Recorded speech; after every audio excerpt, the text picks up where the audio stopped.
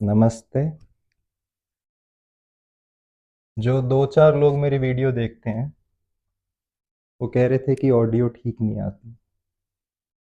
तो थोड़ी बहुत डिस्टर्बेंस चलेगी और ऑडियो की क्वालिटी अगर आपको इंक्रीज़ या फिर बेटर चाहिए तो उसकी वीडियो की क्वालिटी इंक्रीज़ कर दो। एचडी में देख लो उसे, वो शायद ठीक आएगा। आगे जाके मैं ये सारी चीज़ें रेक्टिफ़ाई करता जाऊँगा।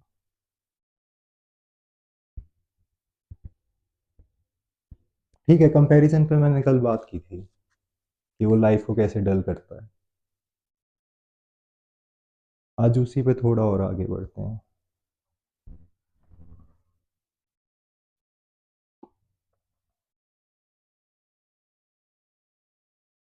तो मेरे को याद है जब मैं बचपन में किसी रिलेटिव के घर जाता था, कोई रिलेटिव मेरे घर आता था अपने बच्चों के साथ, तो पहली चीज़ क्या होती थी? First thing, the very first thing was साथ में खड़े होना। अच्छा, ये लंबा हो गया, ये उतना ही है। ये 2 इंच लंबा है, ये 2 इंच छोटा है। वहाँ से कंपैरिज़न स्टार्ट हुआ था बचपन में। उसके बाद अच्छा इसके मार्क्स, इसके मार्क्स, और जब आपने एक बार आपके मार्क्स कम आ भी गए, फिर अल्टीमेटली जब जिस दिन पहले दिन आपके अंदर कंपैरिज़न डाल दिया गया, in that very moment inferiority complex और सुपीरियॉरिटी कॉम्प्लेक्स दोनों एंटर कर जाएंगे उसी टाइम लाइफ में आपकी। And a mind which is having complexes can not be a free mind, that can not be a mind which is alive, open.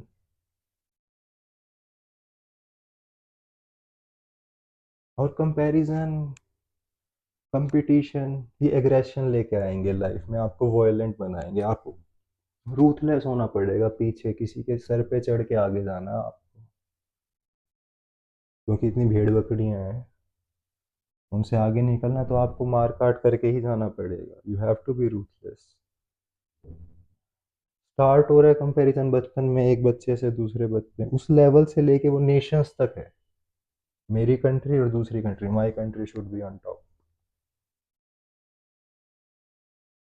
And you can see the state of the world.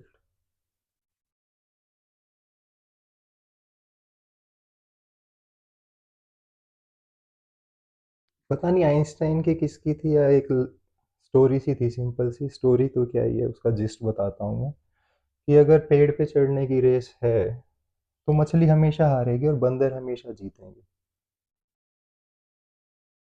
तो हमारा जो education system है, exam का paper सबके लिए same.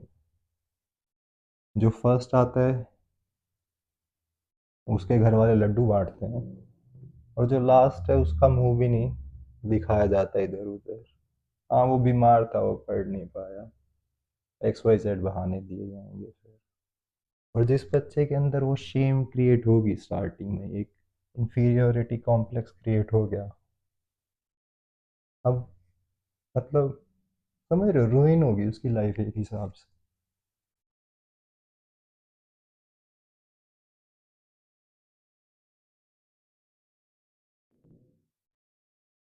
Comparison, competition violent बनाएगा आपको। Fear of failure, ambition, success, ये सारी वो रॉ मटेरियल है जो आपकी लाइफ खराब करने में पूरा हेल्प करते हैं। हर कोई इनकम्पेरेबल है, हमारे फिंगरप्रिंट देख लो, मैच नहीं कर रहे। मेरे बॉडी के सेल आपकी बॉडी के सेल से मैच नहीं करेंगे, हमारी अरेंजमेंट डिफरेंट है, मेरी स्किल्स आपकी स्किल्स, आपके टैलेंट वो मेरे पास नहीं है, जो मेरे पास है वो आपके पास नहीं है। हाँ, मैं लंबा हूँ छोटों के लिए, मैं छोटा हूँ लंबों के लिए, दोनों को हटा दो मैं तो मैं बचूंगा ना। तो ऐसे ही हर एक आदमी है, वो है बस। जैसे ही वो कंपेयर करोगे, वो नहीं रहेंगे जो वो हैं।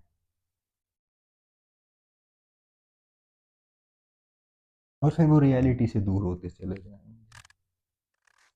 Again, complexes, superior, inferior, all that shit.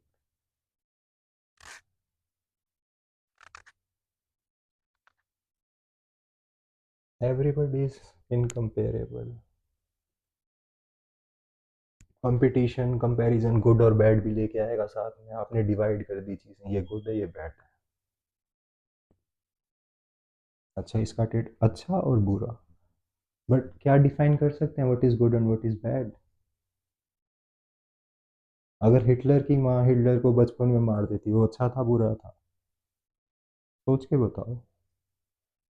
आज के हिसाब से देखूं तो वो अच्छा होता, बट उस मोमेंट के हिसाब से देखूं जहाँ उसने मारा वो बुरा था, तो आप कैसे बताओगे क्या अच्छा है क्या बुरा?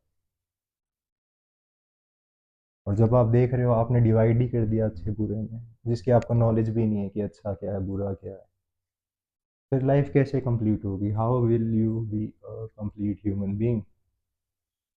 और एग्जिस्टेंस तो सब कुछ कैरी कर रही है, वो इस हाइट वाले को भी कैरी है, इसको भी कैरी कर रही है, और मेरे को भी कैरी कर रही है। तो ओशो की एक बहुत प्यारी लाइन है, to be whole is to be holy. जब तक आप कंप्लीट नहीं होगे तब तक आप डिवाइन नहीं हो पाओगे, होली नहीं हो पाओगे। कंप्लीट होने के लिए आपको कंपैरिजन हटाने पड़ेंगे, कंपटीशन हटाने पड़ेंगे। हाँ, एक हेल्दी कंपटीशन ज़रूर होना चाहिए, ऐसा नहीं कह रहा कि मैं कंपटीशन हूँ। The competition which is based on envy, jealousy या फिर greed, that is not good. But एक कंपटीशन की, मुझे अपने पोटेंशियल के उस लेवल पे जाना है। कल मैं कैसा था आज मैं कैसा, मैं अपने आप से ही देख रहा हूँ कल और आज में, ताकि मैं एक फन लविंग वे में अपने पोटेंशियल की तरफ बढ़ता जाऊँ। मुझे याद है मैं जब एयरफोर्स की तैयारी कर रहा था तब मैं रनिंग करता था, नॉट बिकॉज कोई रेस लड़नी थी मुझे, नहीं, बट मेरे को रनिंग करना अच्छा लगता था फिजिकल फिटनेस के लिए। और एक दिन ऐसा मोमेंट आया था कि मैं उड़ रहा था, पैर ज़मीन पे थे बट आई वॉज फ्लाइंग। वो कोई कंपटीशन नहीं था किसी से, बट हाँ आज, और मैंने स्टार्ट किया था 100 मीटर भागने से और वो 10 किलोमीटर तक गया था मैं, डेली इम्प्रूव करते। और एक दिन ऐसा आया था एक्चुअल में जब मेरे को लगा कि मैं उड़ रहा, इतनी फास्ट था मैं। उसका जो जॉय था वो अलग ही है। बट अगर मैं तैयारी कर रहा होता किसी कंपटीशन के लिए, नेशनल रेस और समथिंग, उसमें मैं फर्स्ट भी आ जाता तो मेरे ख्याल वो जो जॉय था उड़ने का, वो मेडल तो 4 दिन बाद कोई और ले जाएगा क्या, वो जो मज़ा था उड़ने का वो नहीं आएगा। तो कंपटीशन होना चाहिए अपने ही पोटेंशियल की तरफ रीच करने के लिए, not because you are comparing it with somebody else, but just to reach your inmost potential, innermost potential.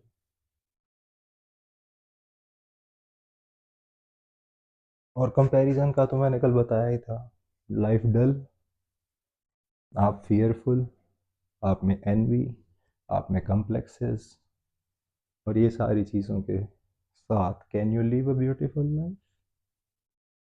I don't think so.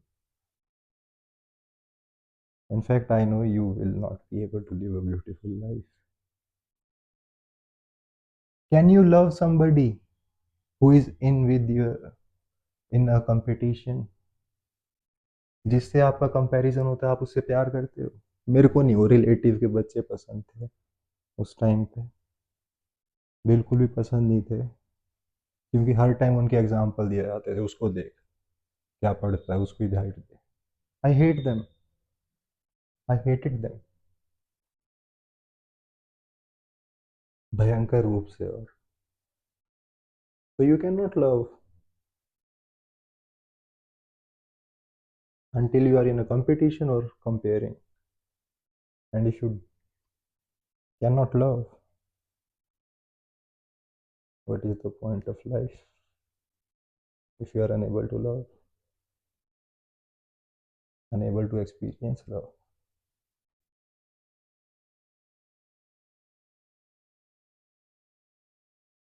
I guess that's it for today. I hope I make some sense.